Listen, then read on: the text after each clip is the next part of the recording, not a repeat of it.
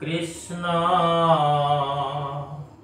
শংকৰ গুৰু হৰি ৰাম ৰাম ৰাম। ওম নমো ভগৱতে বাসুদেৱায়। ওম নমো ভগৱতে বাসুদেৱায়। ওম নমো ভগৱতে বাসুদেৱায়।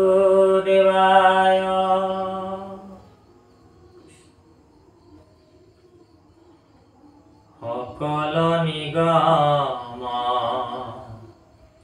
কল্পতৰু তাৰ ফল মহা ভাগৱত।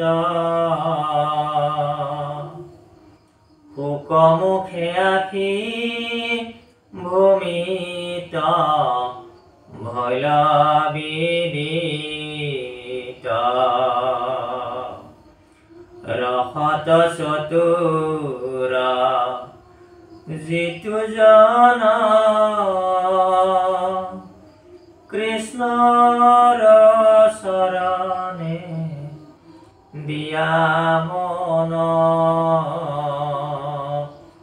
পৰম সন্তোষে পিউক ৰসয়ামৃত। ৰাম পৰম সন্তোষে পিউক ৰসয়ামৃত। কৃষ্ণ অপাৰ শ্ৰীচৰণত প্ৰণিপাত নিবেদন কৰা হৈছে। ভাগৱতৰ প্ৰথম স্কন্ধ মহাভাগৱত শাস্ত্ৰ। নাৰদে ক'ব এতিয়া বেদব্যাসৰ আগত। আমাৰ তাৰ আগলৈকে হৈছিলে, আমি এইখিনি আজি আগবাঢ়িছোঁ। কৃষ্ণ কৃষ্ণ জয় গুৰু শংকৰ। ও মোৰ উপদেশে কৰা ভাগৱত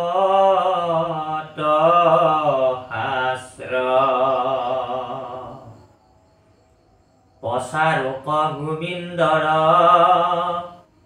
গুণ নাম মাত্ৰ।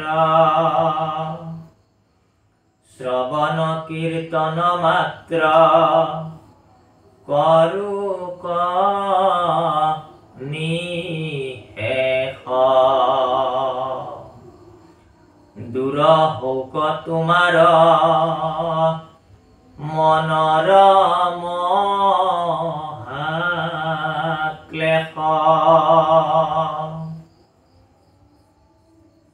দেৱৰ্ষি নাৰদে বেদব্যাসৰ আগত ভাগৱত তত্ত্ব, ভাগৱত কথা প্ৰকাশ কৰিলে।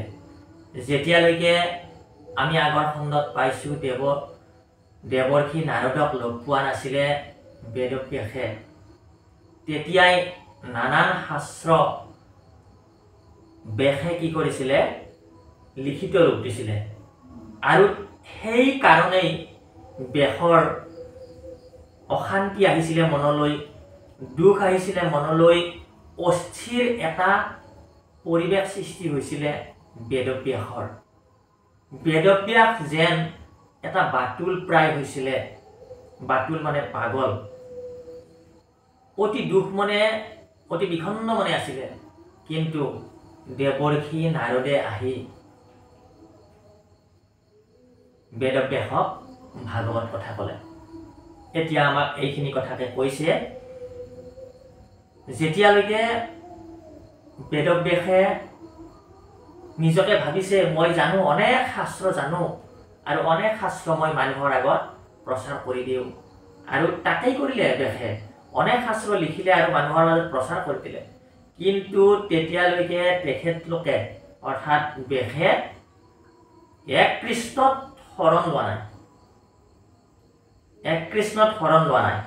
এক কৃষ্ণত শৰণ নললে কোনো মানুহ কোনো জীৱই আচল তত্ত্বটো উপলব্ধি কৰিব নোৱাৰে। এইটো ভাগৱতৰ সিদ্ধান্ত। গতিকে যেতিয়া নাৰদ আহিল গুৰুৰূপে, নাৰদ গুৰুৰূপে আহিল বেদব্যাসৰ, আৰু বেদব্যাসে সেই নাৰদৰ ওচৰত শৰণাপন্ন হ'ল, শৰণ ল'লে, আৰু তেতিয়া ভাগৱত কথা ক'লে বেদব্যাসৰ আগত। ভকতিৰ বীজ শৰণেহে নিজ, প্ৰেমানন্দ তাৰ ফল, শৰণ বিনাই ভকতি কৰয়, আৱা ঘট যেন জল। যদি শৰণ নোহোৱাকে কোনোবাই যদি ভকতি কৰে, সেইটো কি বুলিছে? আৰু ভকতিৰ বীজ, বীজ মানে গুটি, ভকতিৰ বীজটো হৈছে শৰণ। কোনোবাই যদি শৰণ নোলোৱাকে ভকতি কৰিল, আচল গুটিটোই নাই, বীজটোই নাই, তেতিয়াহ'লে তেখেতলোকৰ তাৰে ভকতিটো নাথাকে। আৱাঘটৰ জল বুলি কৈছে, অৰ্থাৎ টেকালি এটা মাটিৰে বনালে, তাক পুৰত সেই হ'ব দিয়া নাই, ৰ'দত দিয়া নাই বা পোৰা দিয়া নাই, তাতে যদি পানী ঢালি দিয়া যায়, পানী থাকিব জানো? ভাঙি ওলাই গুচি যাব। গতিকে সেইকাৰণে শৰণ নললে ভকতিটো নহয়, আৰু নাথাকে ভকতিটো। গতিকে এই ভকতিটো থাকিবৰ কাৰণে গুৰু লাগিব আমাক। আৰু এই গুৰু আমি ক'ত পাম? আৰু কৈছে ভক্তি ৰত্নাকৰ, ভক্তি ৰত্নাৱলীত এনেকে কৈছে, কি কৈছে? যে যোনে একমাত্ৰ কৃষ্ণক দৰ্শন কৰি দিব পাৰে, তেখেতলোকে গুৰু। আৰু যিয়ে নানান কথা ক'ব, উপকথা ক'ব, তেখেতলোক গুৰু নহয়। গতিকে এনেকুৱা পৃথিৱীত অনেক গুৰু আছে, অনেক গুৰু আছে। গতিকে সেই গুৰুবিলাক যদি আমি নাজানি নুশুনি শৰণ ল'ব লাগে, শৰণ লৈছোঁ আৰু শৰণ লৈ দিলোঁ, সেনেকে যদি আমি শৰণ লৈ দিওঁ, আমি তেখেতলোকৰ উপদেশত আমি কৃষ্ণ তত্ত্ব উপলব্ধি কৰিব নোৱাৰিম, আমি কৃষ্ণক সাক্ষাৎ কৰি দিব নোৱাৰিব। কৈছে আপুনি বিষয়িক গুৰু মানে, তাৰ উপদেশে বিষ্ণুক নজানে। যদি গুৰুজন নিজেই বিষয়ী হয়, আৰু সেই বিষয়ী গুৰুজনে যদি কোনোবা এজনক শৰণ দিলে, তাক শাস্ত্ৰ কথা ক'লে, জ্ঞান দিলে, তাৰ কথাৰ পৰা কৃষ্ণক চিনি নাপাব, বিষ্ণুক নাজানিব বুলি কৈছে। যেন অন্ধলাই অন্ধকে বাট দেখুৱাই, অৱশ্যে দুয়ো পৰিব গৰ্তৰ ভিতৰে। কৈছে যেন অন্ধলোকে অন্ধক আহক আহক মই পাৰ কৰাই লৈ যাম ৰাস্তাটো, অন্ধলোক এজনক নিব পাৰিব নেকি? দুইজনে গাঁতত বাগৰি পৰিবনে? গতিকে সেইকাৰণে এইটো কৈছে যে সেনেকুৱা পৰম গুৰু পাব লাগিব। পৰম গুৰু কোন? গুৰুৰু গুৰু গুৰুৰু গুৰু মহাপুৰুষ শ্ৰীমন্ত শংকৰদেৱ। সেনেকুৱা গুৰু পাব লাগিব। সেই গুৰুজনাই কি কৈছিল? কেৱল কৃষ্ণক দৰ্শন কৰাই দিছিলে, কৃষ্ণ ব্যতিৰেকে কাকো দৰ্শন কৰি দিয়া নাই। পৰম ইষ্টদেৱ কৃষ্ণ এক দেৱ, এক হেৱ, এক বিনে নাই কেৱ, আমাৰ গুৰুজনাৰ মূল মন্ত্ৰ। গতিকে এনেদৰে গুৰুজনাই কৈছিলে। আৰু এই দেৱৰ্ষি নাৰদেও বেদব্যাসৰ কি হ'ল? গুৰু হ'ল। আৰু গুৰু হৈ ভাগৱত কথা ক'লে, আৰু ভাগৱত কথা কৈ কি কৰিল? যে মোৰ উপদেশে কৰা ভাগৱত শাস্ত্ৰ মই তোমাক উপদেশ দিলোঁ, আৰু মোৰ উপদেশত তুমি এইবাৰ কি লিখা? ভাগৱত লিখা। প্ৰচাৰক গোবিন্দৰ গুণ নাম মাত্ৰ। মাত্ৰ কৈ দিলে, তাৰমানে কি? কেৱল যে মোৰ উপদেশত তুমি ভাগৱত শাস্ত্ৰ লিখা, আৰু প্ৰচাৰক গোবিন্দৰ গুণ নাম মাত্ৰ। আৰু কি ক'লে? কেৱল গোবিন্দ, গোবিন্দ মানে কৃষ্ণ, কেৱল গোবিন্দৰ নামহে থাকিব, বাকী কাৰো কথা নাথাকে ইয়াত ভাগৱতত। গতিকে আমি কি বুজিলো? ভাগৱত ইমান ডাঙৰ ভাগৱত, গতিকে এই ভাগৱতখনত কি থাকিব? মাত্ৰ কৃষ্ণ কথা। কৃষ্ণ কথাৰ ব্যতিৰেকে এই ভাগৱতত একো নাথাকে। ইয়াৰ মূল উদ্দেশ্য, মূল বিষয়বস্তু হৈছে কৃষ্ণ। গতিকে কোনোবা যদি অজস্ৰ পণ্ডিতে আহি ভাগৱত ব্যাখ্যা কৰিব আহি অনেক কথা কয়, অনেক কথা ক'লে, কাম নহ'ব কি কথা ক'ব লাগিব যিটো কথাৰ দ্বাৰা কৃষ্ণ তত্ত্ব ওলায় যিটো কথাৰ দ্বাৰা কৃষ্ণৰ গুঞ্জক বা বৃদ্ধি পায় সেনেকুৱা কথাহে ক'ব লাগিব কাৰণ ইয়াৰ উদ্দেশ্যই হৈছে ভাগৱতৰ উদ্দেশ্যই হৈছে কৃষ্ণ শ্ৰৱণ কীৰ্তন মাত্ৰ কৰূপ নিশেষ দূৰ হৌক তোমাৰ মনৰ মহা ক্লেশ আৰু ইয়াত কেৱল আমাৰ ভকতি আছে নৱবিধ ভকতি আছে কি শ্ৰৱণ কীৰ্তন স্মৰণ অৰ্চন বন্দন পদসেৱন সখিত্য দাস্য আত্মনিবেদন এনেকে 9বিধ ভক্তি কিন্তু এই 9বিধ ভক্তিৰ যদ্যপি নৱবিধ ভক্তি মাধৱৰ তথাপি শ্ৰৱণ কীৰ্তন আতি শ্ৰেষ্ঠতৰ যদিও ভক্তি 9বিধ আছে ভক্তিৰ ভিতৰত 9বিধ ভক্তি পৰে যদিও 9বিধ ভক্তি আছে কিন্তু শ্ৰৱণ কীৰ্তন হ'ল আতি শ্ৰেষ্ঠতৰ অতিকে শ্ৰেষ্ঠ গতিকে এই শ্ৰৱণ কীৰ্তন ভকতিটো তুমি প্ৰচাৰ কৰি দিয়া আৰু লগে লগে তোমাৰ কি হ'ব যি মনৰ দুখ দূৰ হওক তোমাৰ মনৰ মহা ক্লেশ মানে দুখ কষ্ট যি কষ্ট পাই আছা তুমি এই কষ্ট তোমাৰ কি হ'ব নাইকিয়া হৈ যাব দেৱৰ্ষি নাৰদে বেদব্যাসৰ আগত সিদ্ধান্ত দিলে আমাৰো যদি সংসাৰিক মানুহৰ কাৰোবাৰ যদি কিবা দুখ হৈ আছে কিবা যদি ক্লেশ হৈ আছে কিবা যদি কষ্ট হৈ আছে অনেক কিবা কাম কৰি আছে কষ্টৰ পৰা উপশম পোৱা নাই শ্ৰৱণ কীৰ্তন ভকতিটো যদি আশ্ৰয় কৰি দিলে ভাগৱতৰ তেতিয়া কি হ'ব দূৰ হওক তোমাৰ মনৰ মহা ক্লেশ তোমাৰ যি মনত দুখ আছে অশান্তি আছে যি আছে কষ্ট আছে সমস্ত কি হ'ব দুখ দূৰ হৈ যাব ও যদ্যপি ভকতি নব বিধ মাধৱৰ শ্ৰৱণ কীৰ্তন তাতো মহাশ্ৰেষ্ঠতৰ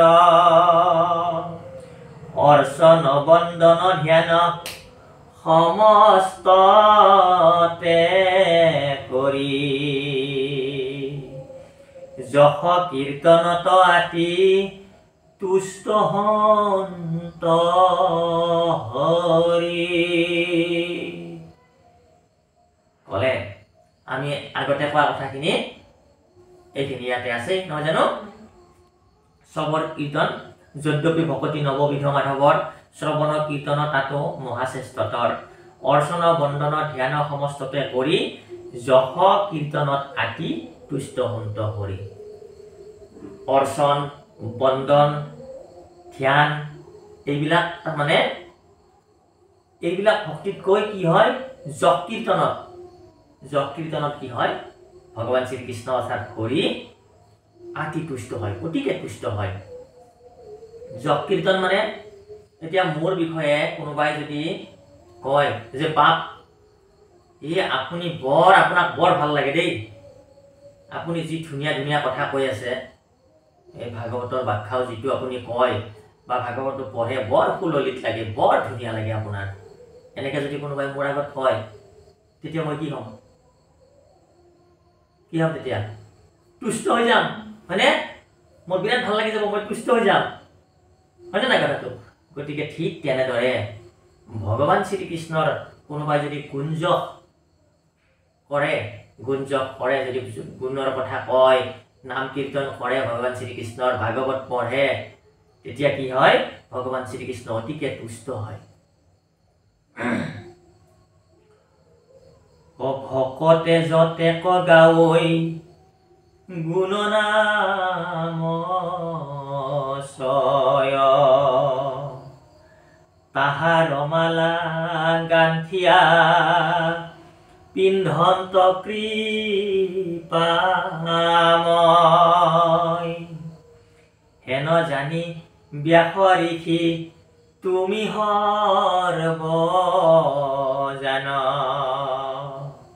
ও নিৰ্মীয়ক শাস্ত্ৰ কৃষ্ণ চৰিত্ৰ প্ৰধান কি ক'লে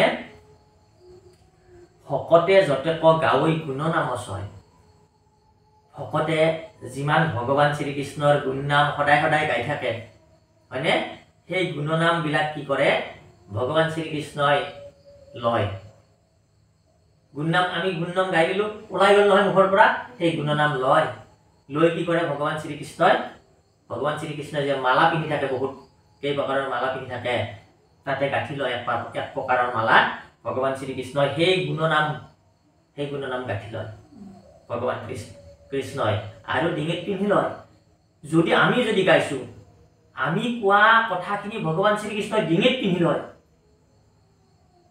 কি ডাঙৰ কথা আমাৰ কথা ভগৱান শ্ৰীকৃষ্ণই ডিঙিত পিন্ধি লৈছে কিমান মহান কথা কিমান ডাঙৰ কথা নহয় জানো গতিকে এনেকুৱা তাৰমানে ভাল পায় ভকতক কৃষ্ণই ইমান ভাল পায় ভকতৰ কথা কৃষ্ণৰ ডিঙিত স্থান দিছে হে বেদব্যাস গতিকে তুমি কি কৰা যে নিৰ্মীয়ক শাস্ত্ৰ কৃষ্ণ চৰিত্ৰ প্ৰধান যে এই কথাবিলাক তুমি জানি তুমি এনেকুৱা এখন শাস্ত্ৰ লিখা কেৱল কৃষ্ণৰ চৰিত্ৰ যেন থাকে আৰু এই কৃষ্ণৰ চৰিত্ৰবিলাক ভকতে গাব যদি কৃষ্ণৰ চৰিত্ৰ আমি নাজানো কৃষ্ণৰ কথা নাজানো আমি কি গাম গতিকে সেইকাৰণে তুমি এখন কৃষ্ণৰ চৰিত্ৰৰ কথা থকা শাস্ত্ৰ লিখা অৰ্থাৎ ভাগৱত শাস্ত্ৰ আৰু সেই কৃষ্ণৰ চৰিত্ৰবিলাক ভকতে গাব আৰু সেই ভকতৰ কথাবিলাক কৃষ্ণই ডিঙিত পিন্ধি ল'ব ইমান প্ৰিয় ভকত কৃষ্ণৰ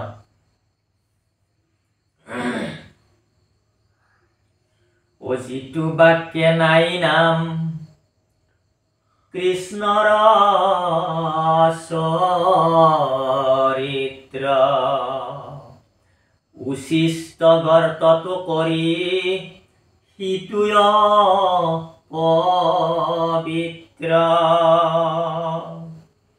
কাকতুল্য কামি পুৰুষৰতাত ৰতি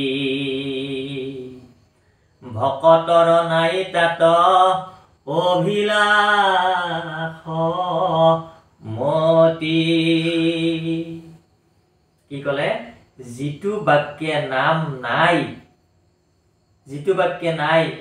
নাম কৃষ্ণৰ চৰিত্ৰ যিটো বাক্যত কৃষ্ণৰ চৰিত্ৰ নাথাকে উচিষ্ট গৰ্তত কৈও সিটো অপবিত্ৰ যিটো বাক্যত কৃষ্ণৰ নামই নাথাকে যি নেকি বিশ্ব ব্ৰহ্মাণ্ড ভেদি আছে যি নামে কি নামে কৃষ্ণ নামে সেনেকুৱা নাম যিটো বাক্যত নাথাকে সেই বাক্যক কি বুলি কৈছে উচিষ্ট গৰ্তত কৈও সিটো অপবিত্ৰ উচিষ্ট গৰ্ত অৰ্থাৎ আমি যি এৰেহা পেলাওঁ আমি খালোঁ অন্ন খোৱাৰ পিছত যিটো ৰৈ গ'ল সেইটোক আমি কি বুলি কওঁ চুৱা পাতনি পেলাই দিওঁ ক'ত পেলাই দিওঁ চুৱা পাতনিত পেলাই দিওঁ চুৱা পাতনি বুলি কৈছে ইমান বেয়া বুলি কৈছে যিটো বাক্যত কৃষ্ণৰ কথা নাথাকে গতিকে সেইকাৰণে কি কৰে কিছুমান আয়ে কিছুমান বাপে কথাৰ আগতে কি লগাই লয় কৃষ্ণ লগাই লয় কৃষ্ণ বাপ ক'ৰ পৰা আহিলে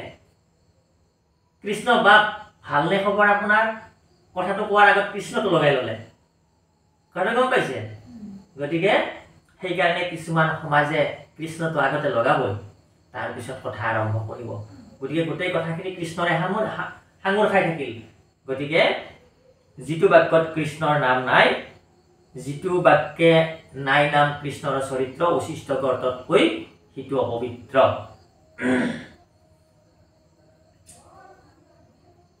আৰু কৈছে কি কাকতুল্য কামি পুৰুষৰ তাত ৰতি ভকতৰ নাই তাত অভিলাষ মতি কাউৰীৰ নিচিনা মনোবৃত্তিৰ মানুহেহে এনেকুৱা বাক্য ভাল পায় কি বাক্য ভাল পায় কৃষ্ণ কথা নোহোৱা বাক্য ভাল পায় কাউৰীৰ নিচিনা মনোবৃত্তিৰ মানুহ অৰ্থাৎ ইমান বেয়া বুলি কৈছে গম পাইছা গতিকে ভকতৰ নাই তাত অভিলাষ মতি ভকতৰ সেই বাক্যৰ কথা শুনিবৰ কাৰণে ইচ্ছাও নাই মতিও নাই কওকচোন কওক এনেকে ভকতে কাণ নাপাতে যিবিলাক কাউৰীৰ নিচিনা মনোবৃত্তিৰ মানুহ সেইবিলাকে বৰ ধুনীয়া লাগিছে ইয়াৰ পিছত কি আছিল কওকচোন কওক এনেকে ক'ব গতিকে তাৰ মনটো কেনেকুৱা কাউৰীৰ নিচিনা কিন্তু কৃষ্ণ কথা কয় হয় প্ৰভু কওক আপুনি যি কৃষ্ণ কথা আৰম্ভ কৰিছে আমি নিজকে ধন্য মানিছো বৰ ৰস লাগিছে ইয়াৰ পিছৰ ভাগ আপুনি ক'লে আমি নথৈ আনন্দিত হ'ম কোনে ক'ব এনেকুৱা কথা ভকতে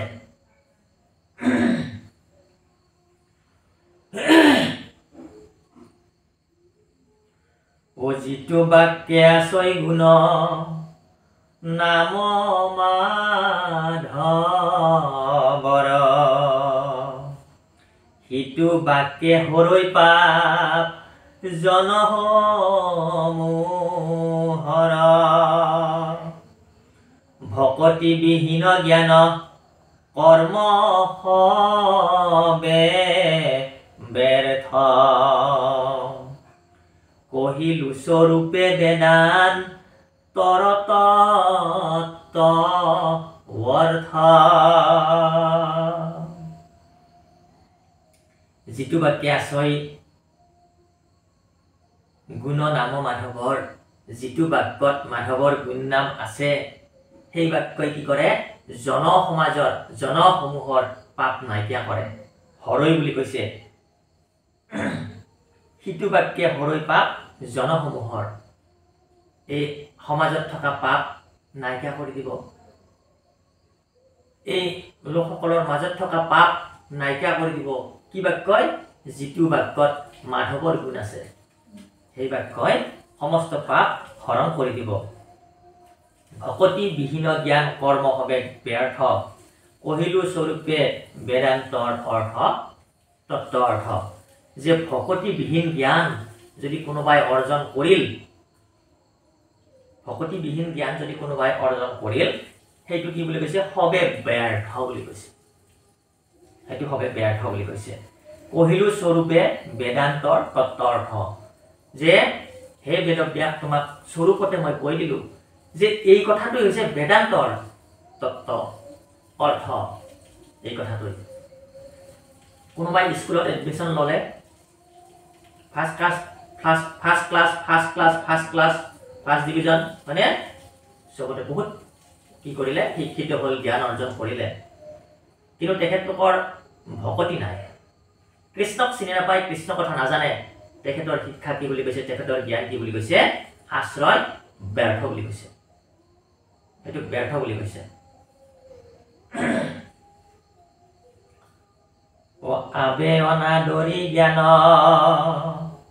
কৰ্ম কনি শেষ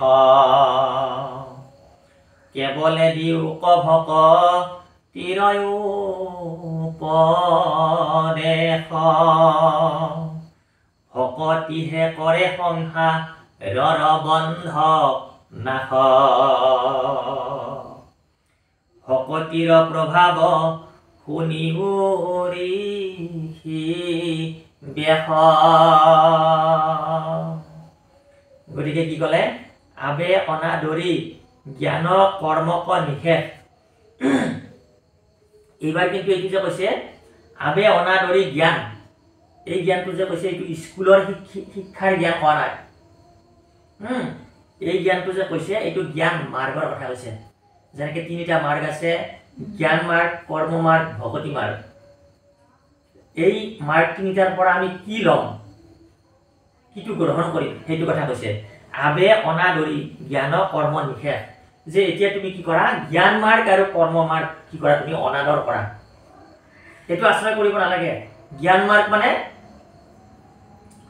ঋষিমুনিবিলাকে কৰে তাৰমানে ধ্যান ধাৰণা সমাধি প্ৰত্যাহাৰ এনেকুৱা বস্তু ধ্যান কৰিব লাগে সমাধি এটা সময়ত সমাধি লয় গতিকে এনেকৈ তাৰমানে এইবিলাক আছে জ্ঞান মাৰ্গৰ ভিতৰত পৰে আৰু কৰ্ম মাৰ্গত আমি আগতেও কৈ আছো শ্ৰাদ্ধ পিণ্ড পূজা পাতল হোম যজ্ঞ তীৰ্থ ব্ৰত দান স্নান এইবিলাক হৈছে কৰ্ম মাৰ্গ এই দুটা মাৰ্গক কি কৈছে অনাদৰ কৰি কৰিছে কেৱলে দিউক ভকতিৰ উপদেশ কেৱল তুমি কি কৰা ভকতিৰ উপদেশ দিয়া গতিকে বেদব্যাসে লিখা এই ভাগৱত শাস্ত্ৰখনিত কি আছে ভকতি আছে কেৱল কৰ্ম মাৰ্গৰ বা জ্ঞান মাৰ্গৰ ইয়াত স্থান নাই।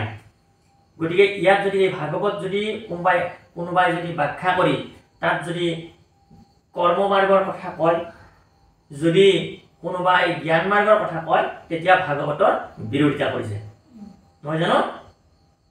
গতিকে ইয়াতে কৈ দিছে যে ইয়াতে ভাগৱত ব্যাখ্যা কৰি ইয়াৰ হোম যজ্ঞ পূজা পাতলৰ কথা ক'ব নালাগে। তাৰমানে এইটো প্ৰথমতেই তাৰমানে এইটো আমাক সিদ্ধান্ত এটা দি দিছে।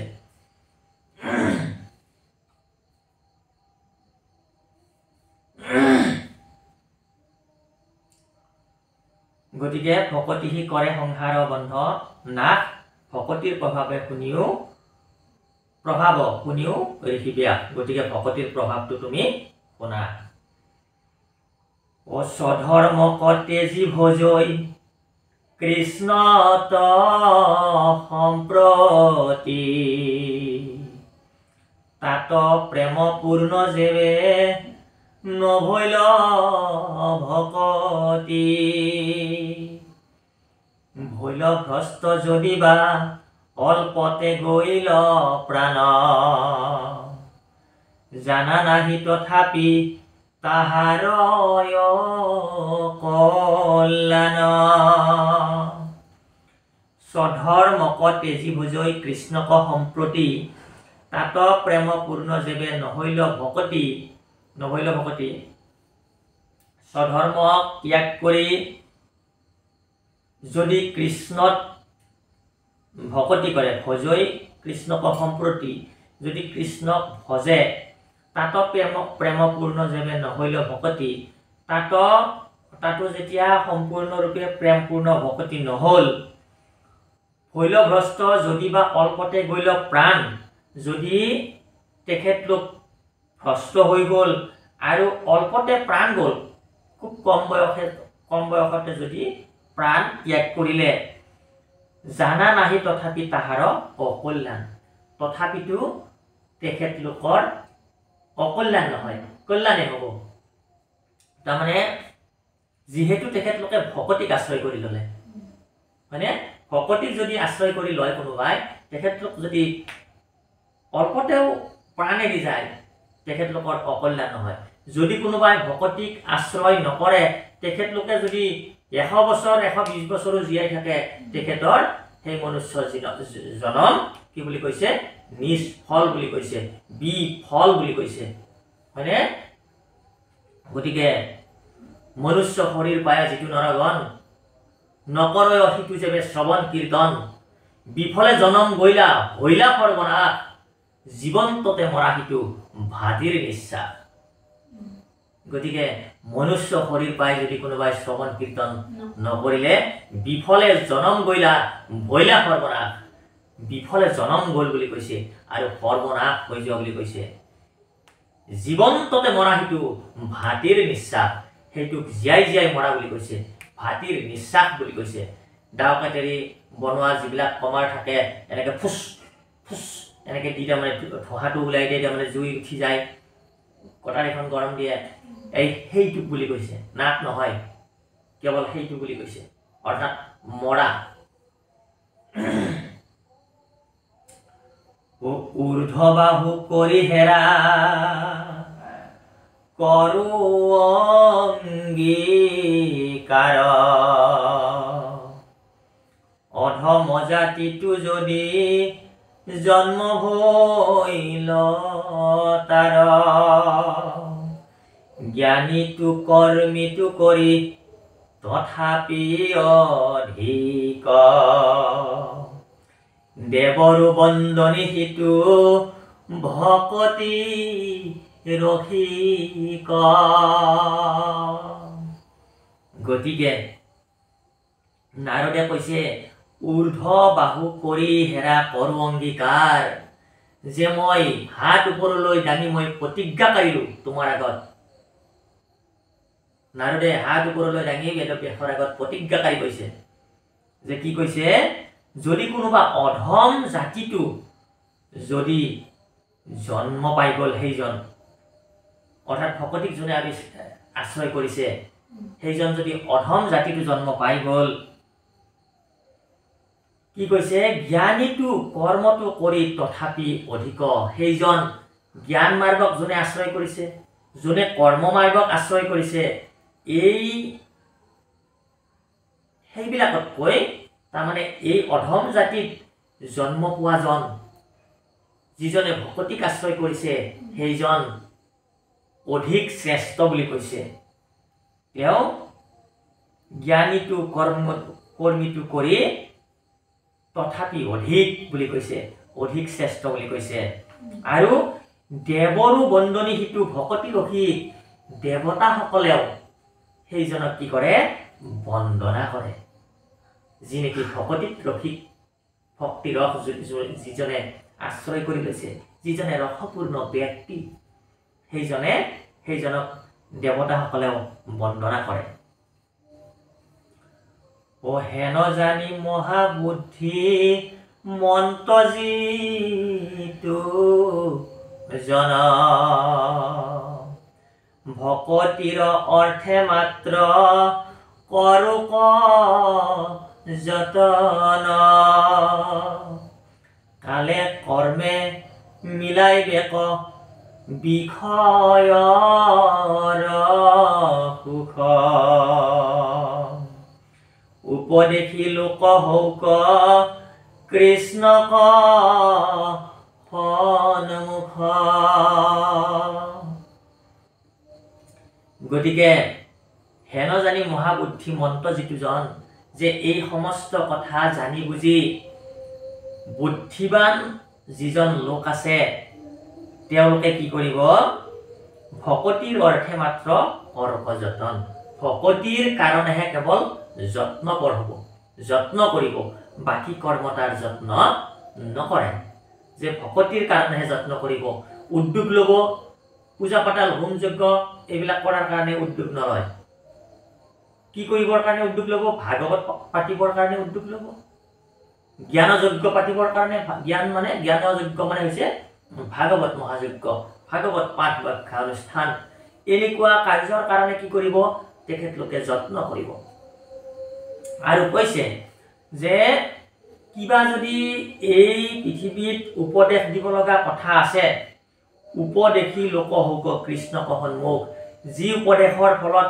ব্যক্তিজন কৃষ্ণৰ ফালে আহে এনেকুৱা কথা উপদেশ দিব কৈছে পৃথিৱীত যদি কিবা উপদেশ দিব লগা কথা আছে এনেকুৱা উপদেশ দিয়া যিটো উপদেশ দিয়াৰ ফলত ব্যক্তিজন মানুহজন কৃষ্ণৰ ফালে ধাৱমান হয় এনেকুৱা উপদেশ দিবৰ কাৰণে কৈছে যে কালে কৰ্ম মিলাই বেক বিষয়ৰ সুখ যিটো বিষয়ৰ সুখ এই সুখটো আমাক সময়ে নিজেই আমাক শিকাই দিব যে এটা কেঁচুৱা এটাই ভোক লাগিছে গাখীৰ খুৱাব লাগিল হয়নে কিবা খোৱা বস্তু দিব লাগিল কেঁচুৱাটোক মায়াকে বাপেকে কৈ দিব নালাগে যে তই খোজ তই কান্দি বুজি পাব মায়াকে বাপেকে কৈছে নেকি যে ভোক লাগিলে কান্দিবি কানাৰ লগে লগে মায়াকে আহি পেলাই খাবা দিব মায়াকে বাপেকে তো শিকাই দিয়া নাই না শিকাই দিছে শিকাই দিয়া নাই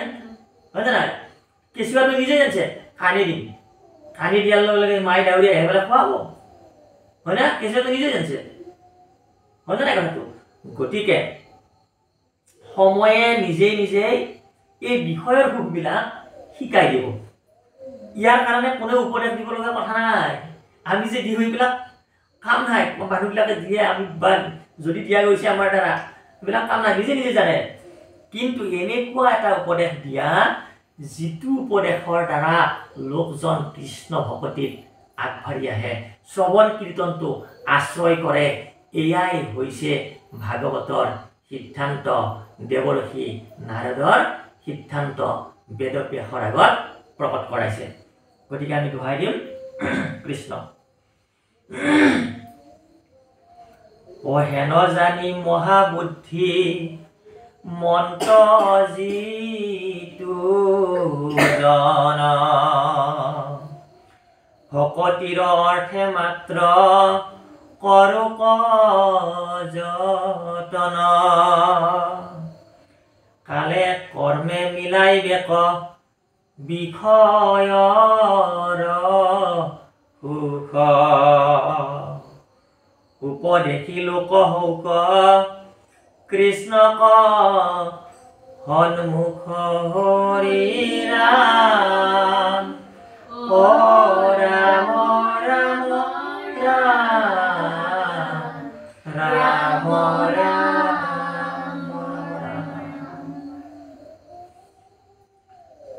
জয় নাৰায়ণ জয় ৰাম জয় কৃষ্ণ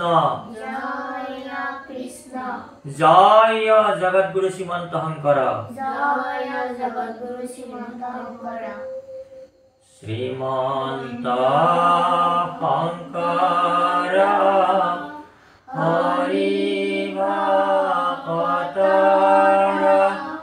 জানা যেন কল্প তৰু তাহান্ত বিনাই নাই নাই নাই আমাৰ পৰম গুৰু ৰাম তাহান্ত বিনাই নাই নাই নাই আমাৰ পৰম গুৰু কৃষ্ণ কৃষ্ণ হৰি